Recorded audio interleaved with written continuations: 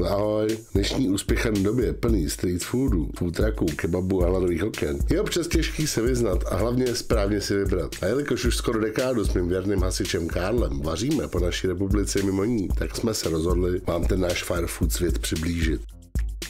Tak tady s Karlem přijíždíme do Davids na farmářský trh, který najdete každou sobotu na Vítězném náměstí od rána do 2. Jak můžete vidět na pytlech pod mýma očima, byla sobota dopoledne a já potřeboval kafe. Tak první co, tak lovíme kafe.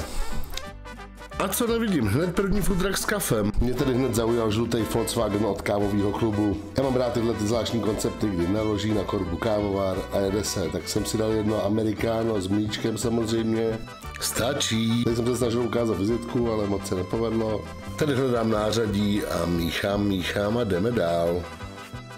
Houby moc nejím, šašlik, koření, bylinky, dílčí sendviče, ale svůní grilu čmuchá mi konec slovu. Tak, a lov je u konce, tady jsem potkal mýho kámoše Luka. Luke a jeho Prague Station se specializují na jamajskou kuchyni. A to hlavně na jerk chicken. Jerk je taková jamajská marináda na všechno, na ryby, na kuřata, na zeleninu. Připravuje v takovém svém bubnovém grilu. Legenda říká, že si ho přivez z Jamajky, ale nevím. To z grilu, já jsem si dal bowl, z kary můžete si dát sendvič anebo do tortily.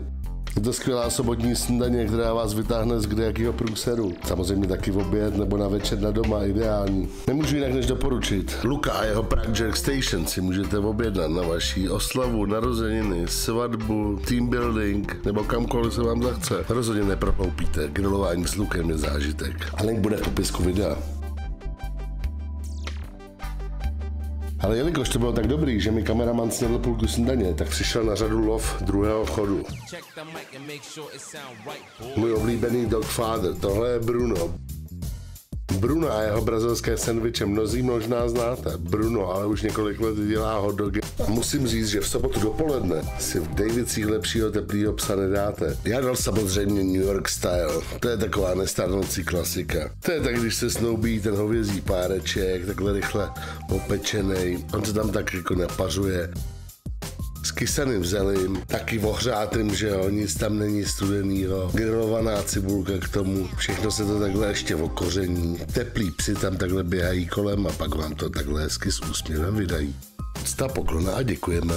Já jsem samozřejmě na nic nečekal a hned jsem se do toho musel pustit. Jestli se nesnáším, tak to jsou studený lidi, studený léto anebo studený jídlo. Vlastně kromě teda chlebíčků, ty jsou asi v pohodě studený. Bylo to moc dobrý a tady ještě jednou teplý pes. No a v neděli jsme se s Karlem vydali na Karlák. U Novoměstské radnice byl food festival, tak jsme tam samozřejmě nemohli chybět. Projížďka prázdnou Prahou, památky, zatáčky, chodkovy sady, interiér kabiny, turisti. Tady jedeme z Posmetanově nábřeží, hrad jak na dlani, řeka Vltava, tady už stojíme pod věží, na zákazu, na vjezdu, na Pražáka, na prase, 4 v jednom. Já první co, tak samozřejmě vyhlížím kafe, ale tu kafe, další food truck, v tu kafe stojí Anička. Anička má takovýhle krásný food truck s kávou, teď taky krásnou kavárnu v Malebných Vokovicích. Kdybyste potřebovali kávový food truck na catering, soukromou akci, firemní akci nebo třeba svatbu, tak bude v popisku. Připraví, upeče, uvaří všechno, co vám na očích uvidí. Anička je taky nesmírně talentovaná stand-up komička a opět link bude v popisku. Plác. Po silnění výborným kafem jsme se vydali dovnitř. Já jsem se postavil do fronty na tacos, ale protože jsem nerozhodný kreten, tak jsem si to hned rozmyslel a vyhráli Peruvian Fusion jídlo. Po 10 minutách ve frontě jsme zjistili, že pán už nic nemá, všechno vyprodal, dobře pro něj, tak jsme jeli domů. Tohle byl náš první díl, tak buďte na nás hodní. Příště to bude zase o kus lepší. Koukejte na ten krásný hrad, tak čus.